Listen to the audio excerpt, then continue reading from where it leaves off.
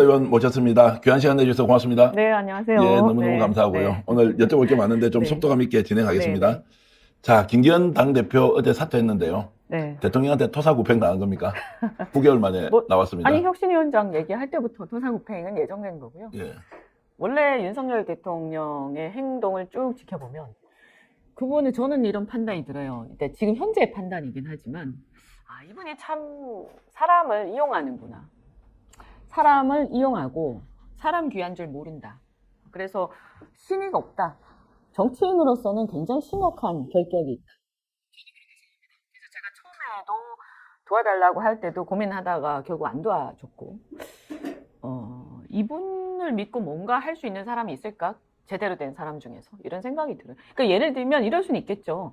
다른 사람들도 다 윤석열 대통령 이용할 수는 있을 거예요. 그래, 나도 이 자리가 필요하니까 저 사람 이용해서 잠시 이 자리에 경력 쌓고 이런 수준은 가능할 텐데, 정말 진심으로 대한민국을 위해서 또 이 정부를 위해서 내가 윤석열이라는 분하고 손잡고 뭔가 한번 이뤄보자라고 생각하는 사람은 없을 거예요. 왜냐면 이런 행동을 계속 보이는 사람하고 자기 뜻이 똑바로 있는 사람들은 절대 같이 할 수가 없어요. 지난 이제 당대표 경선 과정을 보면 뭐 다 잘라냈지 않습니까? 뭐 이런 거론할 필요가 없고. 그러니까 본인이 김기현 대표를 만들었잖아요. 네, 근데 9개월 만이에요. 억지로 만든 거니 그것도. 예, 그것도 안 남들한테 되는 거였잖아요. 상처를 줘가면서. 그렇죠. 그리고 공정하지 않았죠. 예. 왜냐하면 바깥에서 어떤 힘의 개입에 의해서 이 어떤 그 경쟁의 공정성이 이제 침해됐단 말이에요. 저는 이 시장의 공정성, 경쟁의 공정성 되게 중요하게 생각하는 사람이고, 또 제가 이제 학위도 물론 경제학 쪽이긴 하지만 네. 산업의 어떤 경쟁성 이런 쪽으로 제가 석사를 했는데, 이 부분에서 지금 보면 이렇게 경쟁을 본인이 막 흐트러뜨려 놓고, 그래서 사람 만들었단 말이에요. 그래 놓고 이 사람을 또 가차없이 필요 없으니까 버리는. 저는 보면서 정치가 진짜 비정하지만 저는 이런 정치는 이제 대한민국 국민들이 보고 싶어 하지 않는다. 그런 상황에서도 인요한 혁신위원장 또 지금 비대위원장 이름으로도 거론되고 있습니다. 네. 이분은 여전히 윤석열 정부의 성공을 위해서 뭔가 정책을 하고 있습니다. 그런 얘기를 하면서 다시 묻는다 물러나라. 또 본인도 지금 이제 비대위원장으로 거론이 되고 있어요. 오히려 대통령은 그 인요한 위원장이 다시 맡아주기를 바란다는 이런 약간의 뉘앙스나 느낌들이 있다고 지금 이제 얘기가 나옵니다. 자, 그런 걸 보면 결국 지금 다시 맞는 사람도 필요 없으면 언제라도 토사구팽될 수밖에 없다.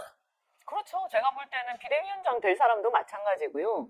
윤석열 대통령한테는 본인 자신하고 자기 가족밖에 없으신 것 같아요. 네. 이런 얘기해서 죄송한데, 사실은 결국엔 제가 이 얘기를 왜 하냐면, 윤핵관도 그 다음에 이 김기현 대표도 문제가 많았죠. 근데 이분들이 문제가 많았던 이유가 뭐예요? 우리가 그 이유를 살펴봐야 되는 거예요. 그냥 사람들이 싫어하니까 때로 몰려가서 죽이자 이게 아니라 이 사람을 왜 싫어하게 됐느냐. 결국에는 정치라는 것은, 국회의원이라는 것은 헌법기관으로서 자기 소신과 국민을 대변하는 어떤 민족 통제라는 기관으로서 자기의 그 책임 정치를 해야 되는데, 이분들이 보면 자신의 소신도 없고 헌법 정신도 없이 대통령이 뭐라고 하면 부당한 것도 마구 앞장서서 하는 홍위병 같은 행태를 보였기 때문이거든요. 그리고 그런 것들은 민주주의에 반하는 전체주의란 말입니다. 그래서 이 사람들이 아무리 대통령이 힘이 세다고 해도 시키는 대로 다 하느냐. 정치라는 것은, 국회의원이라는 것은 독립된 헌법기관인데, 그래서 이 사람들이 어떤 여당에서, 그것도 집권 여당에서 지도자가 될 자격이 없다라고 해서 싫어하는 거 아니에요? 그러면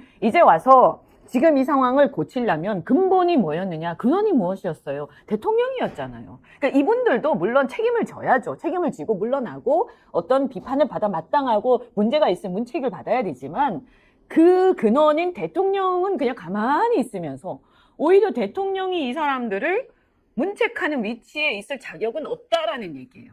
그래서 이 근원부터 해결을 해야 문제가 해결이 되는 거지, 이 사람 가고 딴 사람 온다 해서 근원이 달라지냐. 왜냐하면 상황을 만드는, 구조를 만들고 위에서 그런 상황들을 만들어가는 대통령이 먼저 잘못을 한 거였기 때문에, 그죠?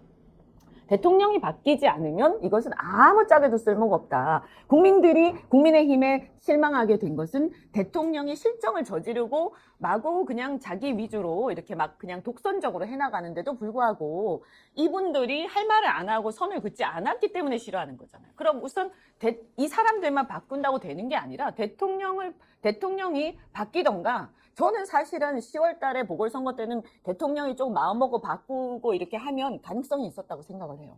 하지만 지금은요, 이제 늦었어요. 대통령이 조금 바꾸는 신용한다고 될 일이 아니다. 지금까지 쭉 보니까. 그럼 뭐냐? 대통령은 이제 당에서 떠나셔야 돼. 당에서 떠나야 한다. 그런데 보수 언론에서는 지금 대통령 바뀌어야 한다. 김건희 리스크 어떤 식으로든 해결을 해야 한다 하면서 이제 계속 그것은 이제 대통령한테 영향 미치지 않습니까? 김건희 리스크가 대통령의 문제 중에 하나죠. 그죠? 그런데 저는 이렇게 생각합니다. 김건희 리스크도 마찬가지다. 왜냐하면 권력은 누구한테 있느냐? 윤석열 대통령한테 있다. 이분이 제대로 하면 김건희 리스크가 당연히 관리가 되거나 김건희 리스크를 떼냈겠죠. 수사를 하든 아니면 아예 뭐 어디로 보내든 했겠죠. 처음부터. 그런데 그걸 못 하신 분이에요. 근데 지금 와서 김건희 여사를 희생양 만든다고 해서, 희생양이라고 표현하면 좀 적절치는 않습니다만 어쨌든 이분을 갖다 팽한다고 해서 대통령이 그대로 있는데 근본이 바뀌지 않는다. 이것도 똑같은 거예요. 그리고 보수 언론에서 김건희 리스크 어쨌든 김건희 여사를 어떤 식으로든 정리해야 된다는 거 하나. 그거는 맞죠. 윤석열 대통령도 뭔가 총선에 제대로 좀 준비를 해야 한다는 이 제안을 해봐야 소용이 없다 이 말씀이죠. 뭘 준비를 합니까? 지금 이 사태의 가장 큰 책임자는 대통령이세요. 대통령께서 국힘에서 손을 떼셔야 돼요. 손을 떼야 한다. 네. 그럼 뭐냐? 가시적으로는 탈당하는 게 있겠죠. 저는 이렇게 생각합니다. 대통령이 더 이상 집권 여당 영향을 미치려고 하면 안 된다. 내버려 둬라. 그래서 지금의 국힘의 리스크는 대통령 때문에 생긴 것이기 때문에 국힘의 리스크를 빼고, 대통령 리스크를 빼고, 국민의힘이 보수 정당으로서 오롯이 자신의 실력대로 평가받고, 그러면 이럴 때 이제 대통령의 리스크를 막지 못하고 대통령의 관여, 그러니까 정당의 개입을 막지 못하고 끌려다닌 사람들은 다 정리해야 되겠죠. 순서가 뭐냐? 대통령이 먼저 탈당하시고 그 다음에 끌려다닌 사람들 정리하고 김건희 여사 문제 정리하고 이렇게 되는 거예요. 그러면 이제 다시 시작할 수 있겠죠. 당위론적으로는 그런 순서면 훨씬 더 좋을 것 같은데, 국민의힘 쪽에서 보면. 그런데 실제 나타난 것은 대통령이 더 강한 그립을 갖고 지금은 오히려 거꾸로 가고 있죠. 그래서 지금 김기현 대표도 아니 맞춰서 사퇴 안 한다고 네. 엄청나게 호통을 쳤다는 거예요. 그런 얘기가 들리는데 얼마나 억울하겠어요. 저는 그분 문제가 많았다. 왜냐하면 진작에 자기 할 얘기 하지. 왜 이제 와서 그렇게 억울하다고 하면 안 되지만, 그러나 사실은 개인적으로 참 억울하겠다 이런 생각이 듭니다. 누구 때문에 그렇게 바지 사장 소리 들어가면서 욕먹어가면서 그 추한 일들을 했는데. 그래서 당대표가 사퇴를 하는데 기자들 만나지도 않고 공개석상에 나오지도 않고 그냥 페이스북에다가 사퇴한다 이렇게 이제 해버리고 나갔는데, 그래서 이제 어제 이준석 전 대표와 만남도 야 이게 묘한 무슨 계산이 있는 거 아니냐? 반윤 전선이야? 뭐 이렇게도 그냥 생각이 들던데, 자, 이 우연한 만남과 지금 본인의 사퇴가 연관이 없다고 봐야 한다, 연관이 있을 수 있다, 어떻게 보십니까? 저는 연관이 있을 수도 있다고 보는데요. 다만 적절치 않았다. 네. 그 국민들이 지금 가장 심각하게 생각하는 건 뭐냐? 정치가 신의가 없다는 거예요. 믿을 놈이 한 놈도 없다 이거거든요. 그러니까 뭐냐면 잘할 수도 있고 잘못할 수도 있어요. 그런데 잘못했으면 잘못했다 얘기하고 바로 잡고, 그 다음에 책임질 거 있으면 책임지고 그냥 쿨하게 하면 돼요. 근데 문제는 뭐냐면 자꾸 거짓말하고 자꾸 아닌 척하고 자꾸 쇼하고 그 다음에 국민을 능멸한단 말이에요. 이게 너무너무 화가 나는 거거든. 왜냐하면 국민들이 주권자예요. 내가 주인인데 일하라고 맡겨놨더니 날 능멸해? 이런 기분인 거거든요. 어떻게 보면 국민들 입장에서는. 그렇기 때문에 이런 문제가 닥쳤을 때는, 예를 들어서 사퇴하기 싫은데 사퇴하잖아요. 그러면 그거를 그렇게 얘기를 하면 돼요. 국민들 앞에. 나 이렇게 해서 사퇴할 수밖에 없다. 그런데 나 솔직히 기분 나쁘다. 근데 내가 국민들 앞에 할 말이 없다. 왜냐하면 이거 다 내가 자초한 일이기 때문에. 하지만 내가 이대로는 안 되겠다라고 그냥 얘기하는 게 훨씬 나아요. 저렇게 하는 것보다요. 네. 근데 뒤로 뭔가 이상하게 그림자가 막 왔다 갔다 하고 이러면요. 그러면서 이게 무슨 말인지 무슨 뜻인지 메시지 잘 모르겠어. 이런 거는요. 옛날 정치예요.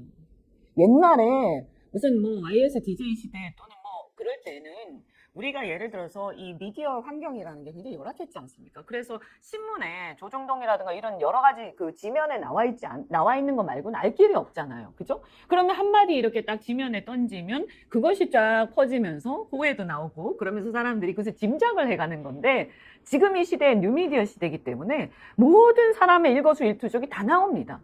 그래서 이거 만난 거 다 나오잖아요. 예, 그죠? 예. 그냥 한 컷이 나오는 게 아니라 아예 뭐 다 그 다음에 뒷얘기 다 나오잖아요. 그래서 비밀이 없어요, 이 시대는. 그럼 뭐냐? 솔직하게 다 얘기하고 직설적으로 문제를 풀어가는 것이 맞다. 그것이 국민들 앞에서 훨씬 더 어떤 오해를 단축시키고 국민들한테 그래도 신뢰를 쌓는 길이기 때문에 예컨대 이런 경우, 예를 들어서 만약에 나 이대로 안 있겠어 하면 이대로 안 있겠다고 얘기하는 게 맞는 거예요. 네. 그런데 난 이럴 수도 있고 저럴 수도 있고 하면서 막 뭉게뭉게 구름을 피우고 이런 행동은 저는 자칫 굉장히 구태한 행동으로 보일 수 있다.